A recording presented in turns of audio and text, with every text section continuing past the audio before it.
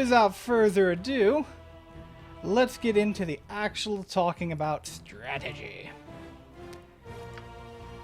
So we're going to be starting a new game, completely new playthrough. And the first thing you get to do is you get to choose your character. But you don't want to choose your character. Why would you want to choose a pre-made character from this list?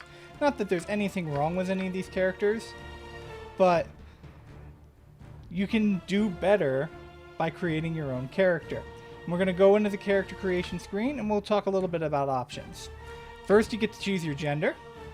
I will be playing male for this playthrough. There is almost no difference between the two genders in this game.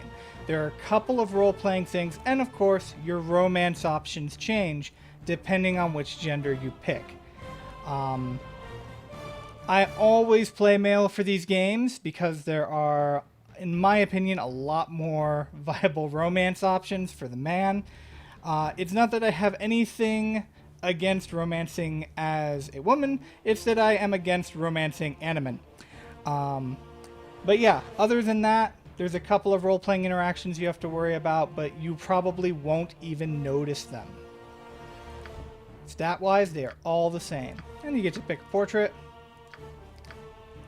Now, I'm probably going to preload a character that I've already created, and I'll explain why in just a moment.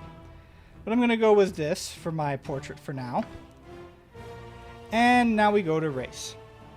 So, race is, for your character in Baldur's Gate, a very secondary consideration. You do not really need to worry about how fitting your race is for the game. It doesn't really affect much in the way of role-playing. It does not affect too much when it comes to your stats. The stat bonuses and penalties are a lot softer in AD&D 2nd Edition. And the main thing you want to worry about is, can you play the class that you want to play?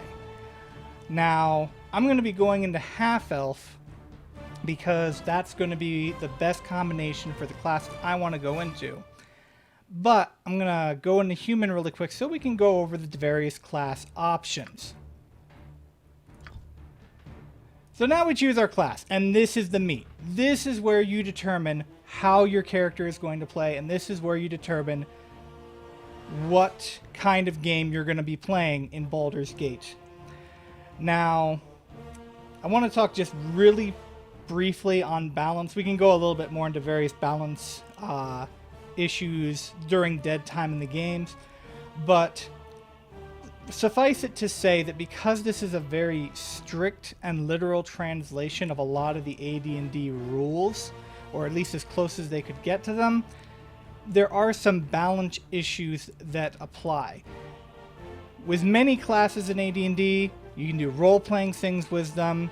Your DM can work with you to get the class to work the way you want it to work. You can't do that with a computer game. The computer game doesn't care whether or not Thief is a balanced class or not.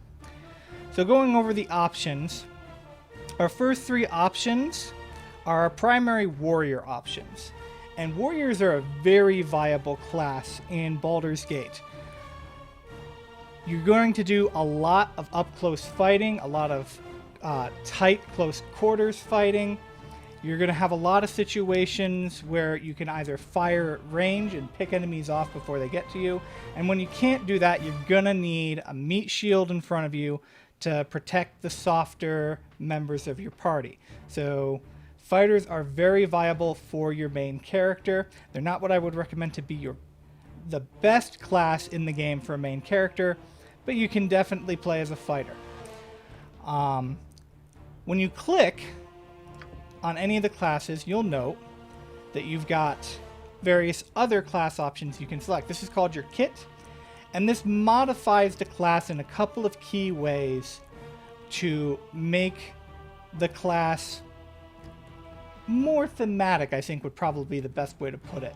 In many cases, many of these class features are superior to the base class. In other cases, not so much. So for fighter, for example, we have the Berserker, which is basically turning your fighter into a barbarian, which is interesting because you have access to the barbarian. But the Berserker is almost entirely a bonus to the fighter kit. There's very little that the Berserker takes away. I mean, look at this. Disadvantages. You become winded after a rage. So in other words, after the combat is already over, you have to worry about a penalty.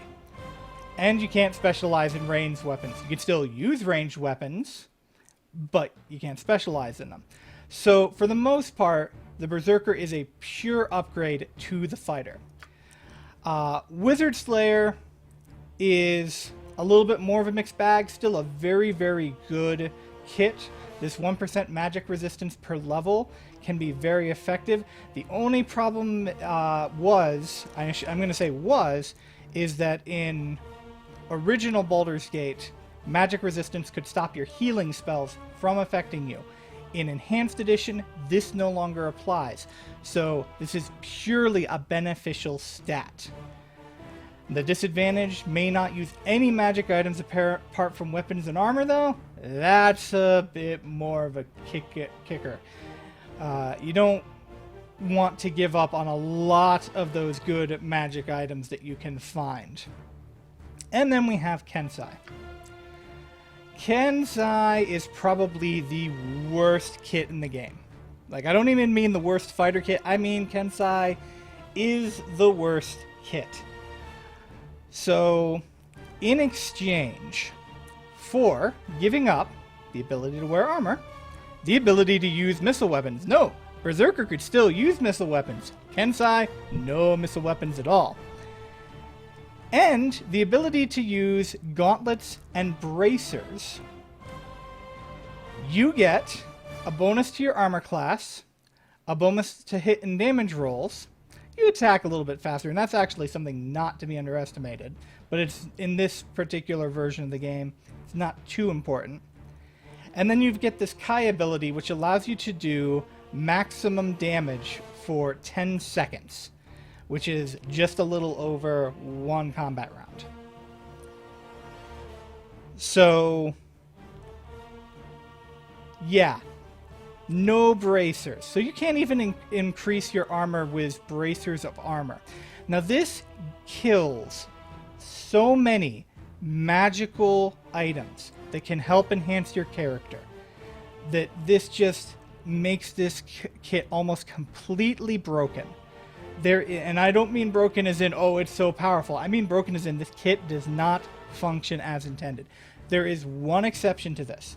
And that is if you decide to dual class a human Kensai into a wizard, and you do it pretty quickly, this +2 bonus to armor class is nice. But remember, you can't wear any armor at all. That includes mage robes. So you just took what could have been a regularly overpowerful fighter mage and removed several powerful magical items from their build. So yeah, if you want to play Kensai just for the flavor, it's perfectly possible to beat the game with this kit. I would not recommend it. So Dwarven Defender is basically the defensive version of the Barbarian. Basically, instead of getting Rage, you get this defensive ability, defensive stance, that makes you much, much harder to hit and kill. Oh yeah, and you also get that Barbarian's fun little 12 hit points per level. Now, unfortunately, it does somewhat restrict your weapon abilities. You can only get the 4 slots, which is not Grand Mastery. I think it's just called Mastery. And you can only do that in axes and hammers.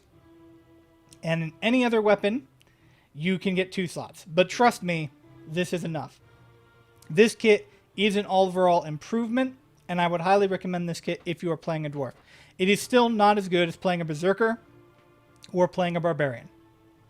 Now we come to Ranger. The Ranger is where you go away from your classic armored knight fighter, and now you're into that kind of Aragorn, sword-wielding, bow-wielding, master of the wild type of warrior. And Rangers in this game are actually really, really good. Again, pretty much all of the warrior classes are very viable for this game for your main character. They're very good at doing two-weapon fighting.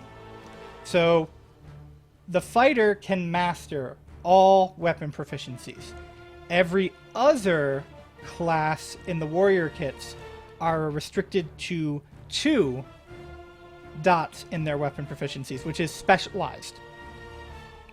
Well, this one begins specialized, and it can put another dot in. So the Ranger gets to be very good at two-weapon fighting, even though they don't have that ability to master weapons like a fighter can. A fighter's still going to be a better overall two-weapon fighter, but when you factor in the other cool abilities that a Ranger can get, Charm Animal's not very useful, but the Hide in Shadows, that can be great in this game, especially if you like to scout ahead and see what threats lie on the maps.